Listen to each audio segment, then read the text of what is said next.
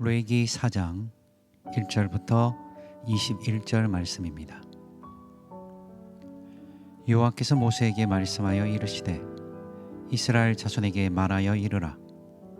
누구든지 여호와의 계명 중 하나라도 그릇 범하였으되 만일 기름 부음을 받은 제사장이 범죄하여 백성의 허물이 되었으면 그가 범한 죄로 말미암아 흠없는 숫송아지로 속죄 제물을 삼아 여호와께 드릴지니 그 송아지를 회막문 여호와 앞으로 끌어다가 그 송아지의 머리에 안수하고 그것을 여호와 앞에서 잡을 것이요 기름 부음을 받은 제사장은 그 숫송아지의 피를 가지고 회막에 들어가서 그 제사장이 손가락에 그 피를 찍어 여호와 앞 곧 성소의 휘장 앞에 7번 뿌릴 것이며 제사장은 또 그 피를 여호와 앞 곧 회막 안 향단 뿔들에 바르고 그 송아지의 피 전부를 회막문 앞 번제단 밑에 쏟을 것이며 또 그 속죄 제물이 된 숫송아지의 모든 기름을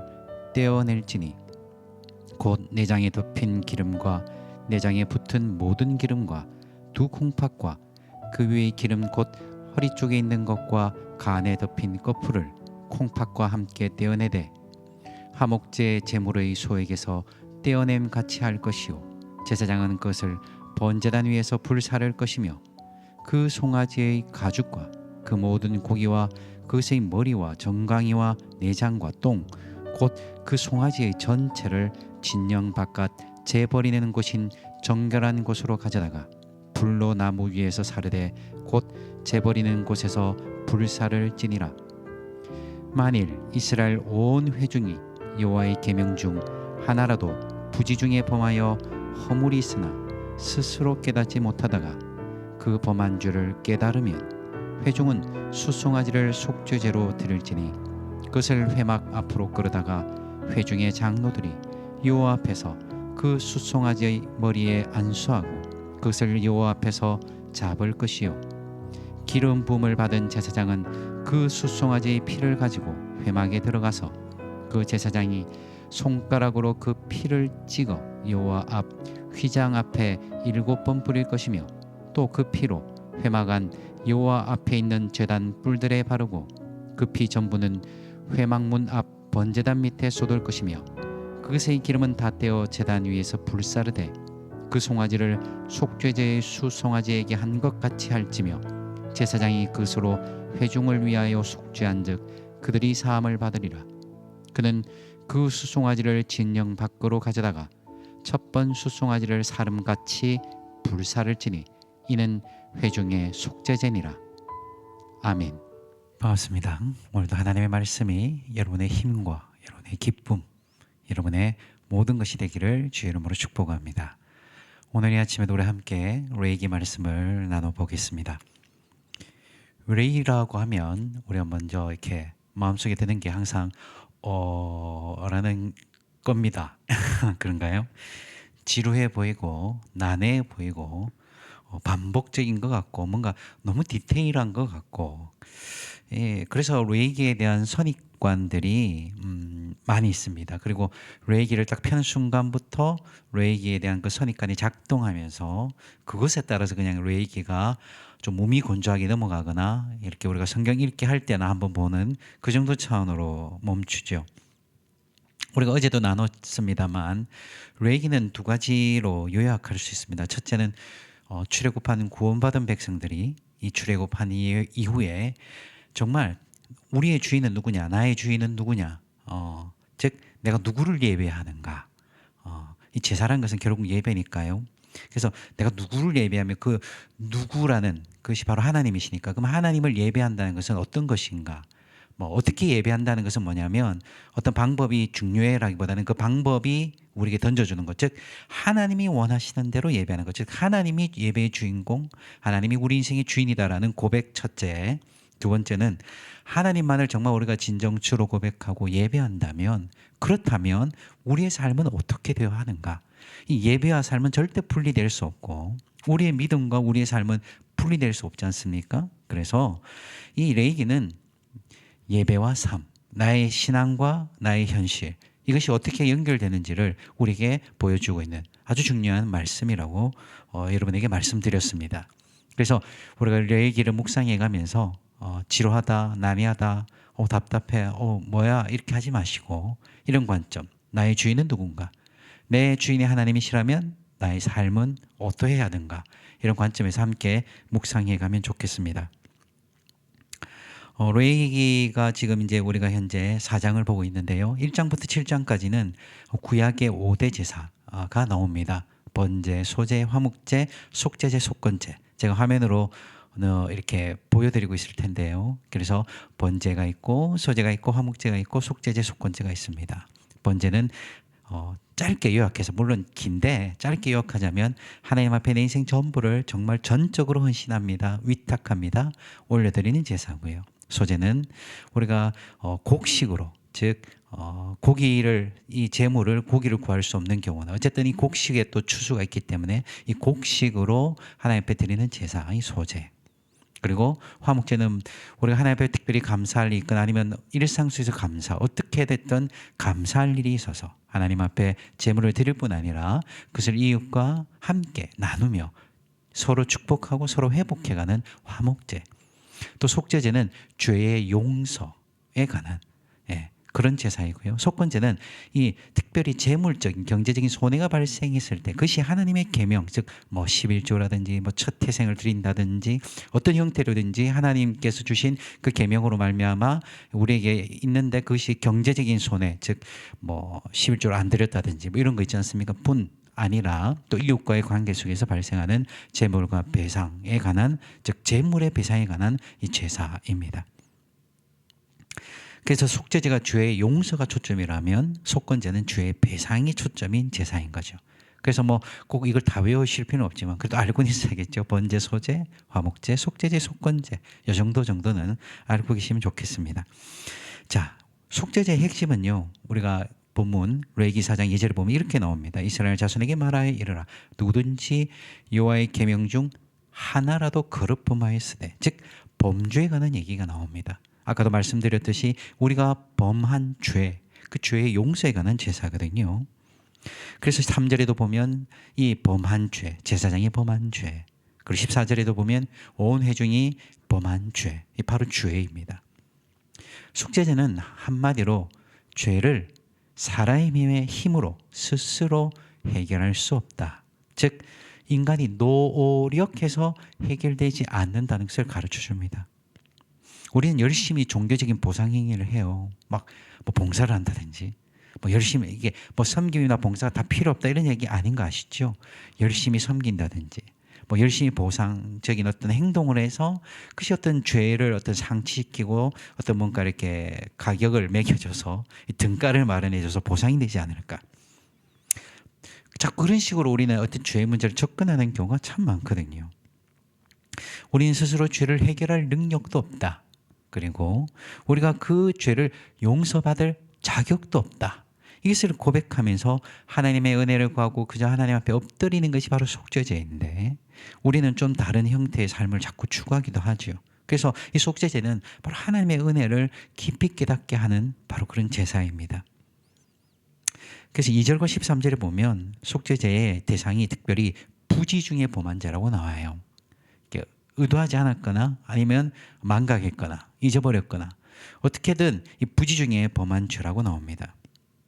죄를 앞에 두고 우리가 너무 잘하는 변명이 하나 있지 않습니까?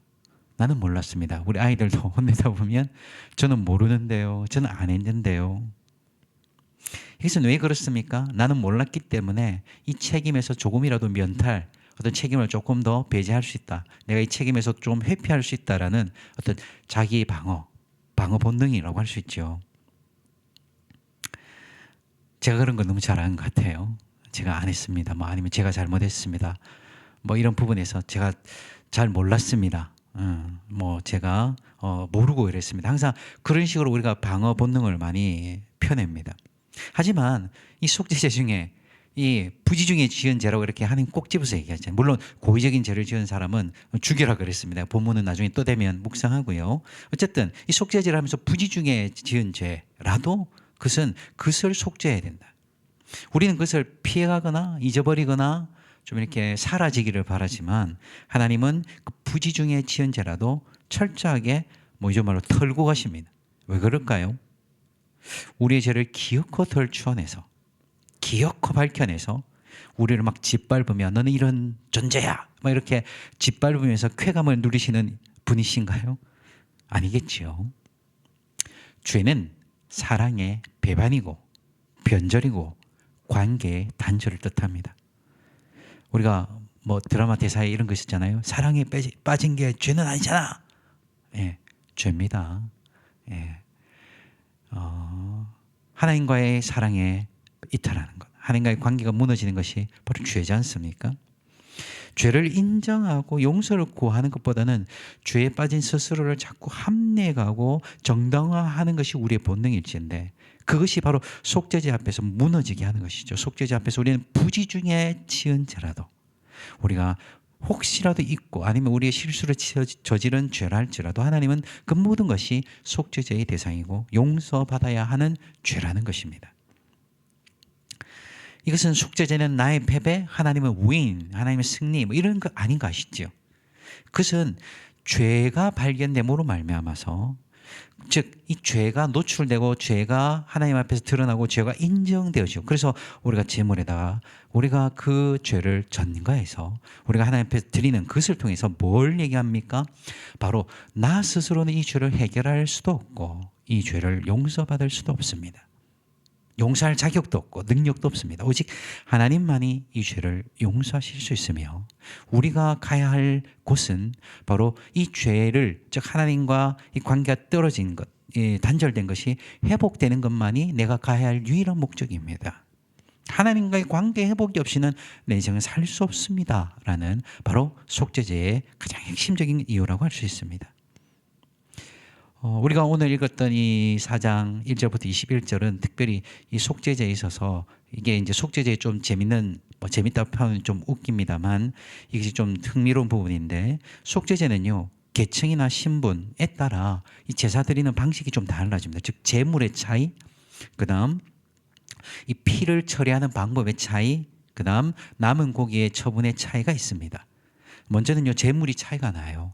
제사장과 온 회중, 전체 회중이 하나님 앞에 속죄제를 드릴 때는 숫소를 드리게 돼 있고 그 다음 족장은 숫염소 그리고 평민은 암염소나 암양 그리고 정말 가난한 빈민가 아주 가난한 사람들은요 비둘기 또 심지어는 밀가루도 가능했습니다.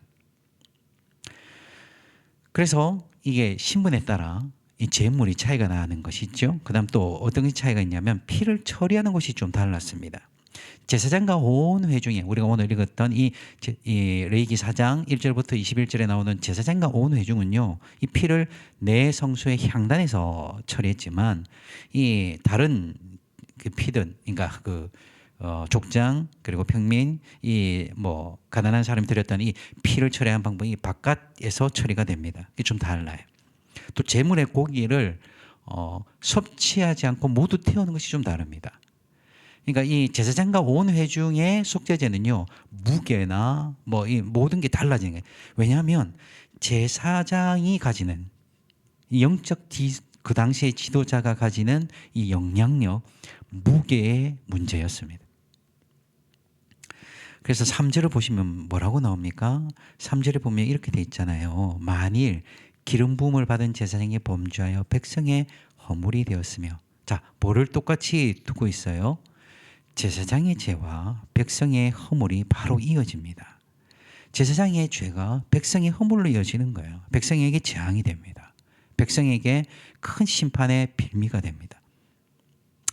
사실 이 부분에서 제 마음이 참 무겁습니다.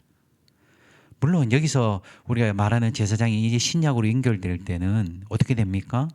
우리가 베드로 전서 2장 9절에 있는 것처럼 왕 같은 제사장, 우리가 모두 제사장, 그리스도도 모두 제사장입니다. 하지만 목회자가 교회의 영적 지도자인 것은요 부인할 수 없는 사실이지 않습니까? 그렇기 때문에 영적 지도자의 죄가 백성에게 재앙이 되고 백성에게 심판이 됩니다. 사랑하는 성도 여러분, 교육자들을 위해서 많이 기도해 주시기 바랍니다. 저같이 부족한 종이 지도자랍시고 앞에서 나온다고, 앞에서 이렇게 방송도 하고 설교도 한다고 함부로 살지 않도록 이렇게 제사장의 죄가 백성의 허물로 이어지는 것을 정말 가슴으로, 우리의 마음으로 깨닫고 정말 하나님 앞에서 바로 설 수 있는 제가 될 수 있도록 여러분 많이 기도해 주시기 부탁드립니다. 자, 그리고 나서 이제 이 속죄제에서 또 주목할 부분이 바로 피 뿌림에 관한 것인데요.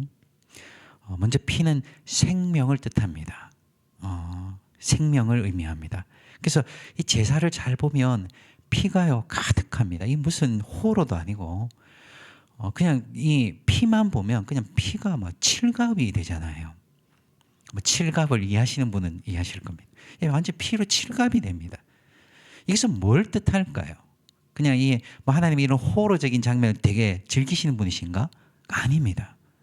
피는요 생명입니다. 즉 피가 흘렀다는 말은 바로 생명의 대가, 바로 죽음으로 대가가 치러졌다는 것을 의미하죠. 즉 이것은 죄라는 것은 적당히 사과하는 식으로 해결되는 것이 아니라는 것을 가르쳐 줍니다.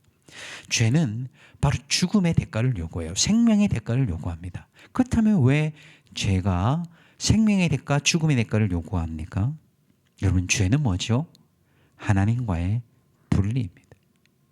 죄는 하나님과의 단절입니다. 즉 죄는요 하나님과 단절이기 때문에 죄로 말미암아 일어나는 그 하나님의 단절은 뭡니까? 사망. 바로 하나님과의 분리 그 자체가 죽음이고 하나님과의 단절 그 자체가 우리의 존재 가치가 상실되는 거죠. 그래서 속죄 제물이 나를 대신해서 죽고 피를 뿌림으로 말미암아 바로 하나님과의 분리를, 단절을 해결하는 것입니다.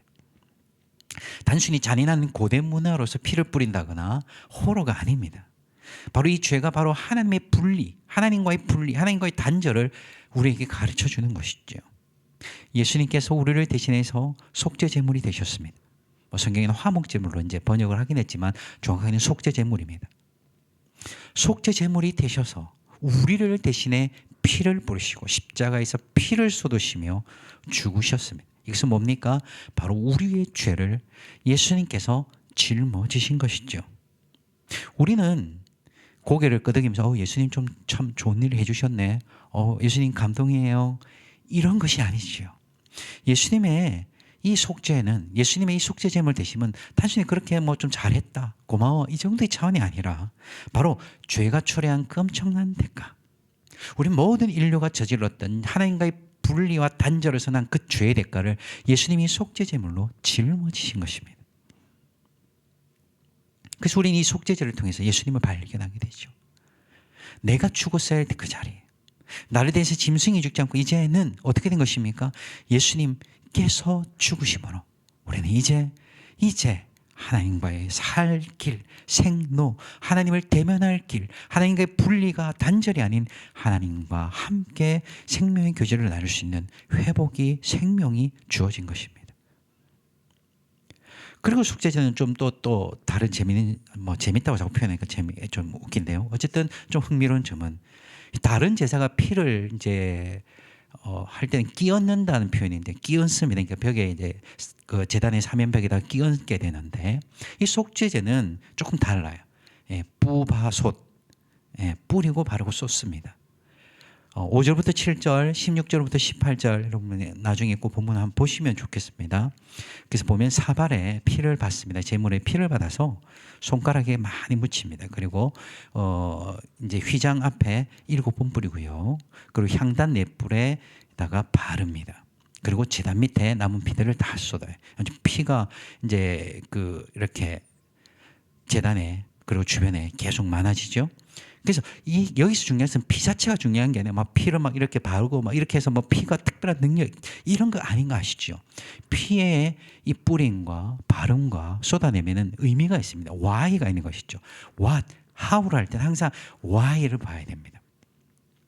그래서 이렇게 휘장 앞에 뿌리고 향단 4뿔에 바르고 제단에다가 그렇게 밑에다가 쏟아내는 이유는 뭐냐면 바로 이 속죄 제물로 말미암아 즉 죄를 대신해서, 이 죄거든요. 제물이 온 것은 죄를 보는 겁니다. 죄가 바쳐지지 않습니까? 그래서 그 하나님이 계신 성소에서도 이 죄가 등장한 거예요. 그래서 그 죄를 이제 정화하고 정결하게 하는 것. 즉 이곳이 이제는 하나님의 거룩한 곳임을 다시금 선포하기 위해서 피가 뿌려지는데, 그리고 발려지고 쏟아지는 것이죠. 이것은 단순히 그 피 자체의 문제가 아니라 뭡니까? 하나님은 그 하나님의 그 성소, 하나님의 임재, 하나님의 그 거룩하심 앞에 어떤 죄도, 어떤 죄의 가능성도, 여지도, 빌미도 용서하지 않고 용납하지 않겠다는 것입니다. 그래서 피를 뿌리고 바르고 쏟아내는 것은 바로 그것이 하나님의 거룩한 것이다. 하나님의 거룩함을 드러내는 것이지요. 사랑하는 성도 여러분, 속죄제는 한마디로 말하면 다시 시작하는 겁니다. 다시 시작하는 것. 범죄한 자신을 발견하는 거예요. 이것은 조금 잘못했거나 실수한 것에 대한 사과가 아니라고 말씀드렸습니다. 제가 좀 잘못했네요. 서로 잊기로 해요. 대충 제가 잘못한 것 같은데 쿨하게 오케이? 이런 거 아닌 거 아시죠? 죄로 말미암아 시작된 단절된 비극, 하나님과 우리 사이의 비극, 단절되어 있는 그 분리, 그를 직면하게 합니다. 속죄제를 통해서 하나님의 백성인 이스라엘은요, 계속 발견해야 되는 것이죠. 내가 하나님과 단절돼서는 살 수 없다. 이 죄를 걸머지고, 역시 부지 중에 범한 죄라도 이 죄를 걸머지고 산다는 것은, 하나님과의 단절로 살아간다는 것은 내 인생의 존재 가치가 상실되고 나는 살아도 산 것이 아니다. 우리는 이제 뭡니까? 예수 그리스도께서 속죄 제물 되심으로 이제 우리는 하나님 앞에서 살 길이 열렸기 때문에, 우리는 이 속죄제를 발견하고 이 속죄제를 묵상하면서 바로 속죄 제물 되신 예수님을 발견해 가는 것이죠. 이것은 단순히 우린 죄인이야, 우린 죽어야 돼, 우린 나쁜 놈이야, 이렇게 해서 우리를 학대하거나 우리를 자책해서 우리를 막 지디겨내는 그런 거 아닙니다. 이게 뭡니까? 바로 예수님의 그 십자가의 사랑, 바로 이 속죄제 가운데 하나님께서 행하시는 하나님의 은혜를 깨닫고 겸손하게 엎드리는 것이죠. 우리 이 속죄제를 묵상해 가면서 예수님의 속죄제물 되심을 우리가 깨닫기를 원합니다. 죄는요, 유예가 없습니다. 제사장이든 온회중이든 족장이든 평민이든, 물론 내일도 묵상하겠습니다만 어느 누구도 예외가 없이 그 죄 앞에서 이 문제를 처리해야 합니다. 그리고 스스로 해결할 수 없기 때문에 하나님 앞에 그 죄의 대가가 사망이기 때문에 그 제물 앞에 모든 죄를 전가해서 그 제물이 죽음으로, 즉 내가 죽음으로 하나님의 은혜를 구하는 것 외에는 살 길이 없는 것을 깨닫게 되는 것이죠. 죄는 사라지지 않고 나는 잊을지 몰라, 나는 없다고 막 부인할지 몰라, 그러나 그 죄는 사라지지 않습니다. 하나님 앞에서 내려놓지 않을 때. 그래서 은혜는요, 하나님의 은혜는 죄의 심각성을 깨달을 때, 죄가 얼마나 무서운 것인지 잘 아는 것. 하나님께서 정말 자신의 아들을 속죄제물로 내어시고 십자가에 못 박으시기까지 우리를 얼만큼 사랑하셨는지, 그 죄의 엄청난 대가를 깨달을 때 그 하나님의 은혜도 깨닫게 됩니다. 그래서 죄가 있는 곳에 은혜도 있는 것이죠. 사랑하는 성도 여러분, 단순히 우리가 종교적으로 교리적으로 학습한 그 녹음기처럼, 앵무새처럼 그냥 나를 위한 화목제물 대신, 속죄제물 대신 예수님 사랑합니다, 이렇게 하지 마시고, 정말 죄가 하나님과의 분리와 단절이기 때문에 그것이 가져온 엄청난 결과와 비극과 처참함을 깨달아 하나님 없이는 살 수 없다는 것을 깨닫기 때문에 예수님께서 나를 대신해 속죄제물 되심으로 내가 살아있음을 감사하고, 이렇게 죄에 둔감해지고 죄에 대해서 눈 감아버리는 이 시대 속에 길들여지고, 이 시대 속에서 그냥 휘말려 살기보다는 그 죄의 대가를 짊으신 그 예수님의 사랑을 가슴으로 깨닫고 이 속죄제물 되신 예수님을 발견해가면서 감사하는, 그리고 죄에 대해서 둔감해지지 않기를 구하고, 주여 나의 죄를 다 짊으신 그 하나님의 그 사랑을 찬양합니다라고 말하며 죄와 맞서 싸울 수 있는, 하나님의 그 은혜를 깨달을 수 있는 우리 모든 아름다운 성도 되기를 원합니다. 오늘도, 아니 여러분 평생에 하나님의 은혜와 사랑이 넘치기를 주의 이름으로 축복합니다. 기도하겠습니다. 하나님, 그릇 범하고 부지 중에 범한 모든 죄를 하나님 앞에 가져와 제물의 피를, 제물의 그 죽음을 대가로 하나님 앞에 용서를 거저 구함이, 바로 우리가 스스로 죄를 해결할 수 없고 죄를 용서받을 수 없는, 그래야므로 말미암아 예수님께서 친히 십자가를 지심으로 속죄제물 되심으로 우리가 살아있고 살 길이 열렸다는 것을 깨닫는 우리들이 되게 하여 주시옵소서. 주여, 이 죄의 엄중함을 깨달을수록 예수님의 그 사랑을 더 깊이 깨달아 알게 하시고, 이 죄의 비참함을 깨달을수록 피로 흥건히, 피가 정말 난자되어 있는 난장판인 이 정말 죽음의 냄새가 가득한, 아버지 이 피의 냄새가 가득한 곳에서 벌어졌던 그 아버지 죄의 처참함을 우리가 깨닫고 하나님의 그 사랑을 더 깨달아는 우리들이 되게 하여 주옵소서. 죄에 둔감해지고 죄에 대해서 아버지여 몸칫거리는 시대를 살고 있으며, 죄를 죄라고 말하지 않는 시대 속에서 우리가 더더욱 아버지 이 세대를 본받지 않고 하나님의 선하시고 기뻐하시고 온전한 뜻을 깨달을 수 있도록 아버지만 아버지여 주님, 아버지여 이 죄의 무게와 하나님의 은혜를 깨닫는 우리들이 되게 하여 주옵소서. 감사하며 예수님의 이름으로 기도옵나이다. 아멘.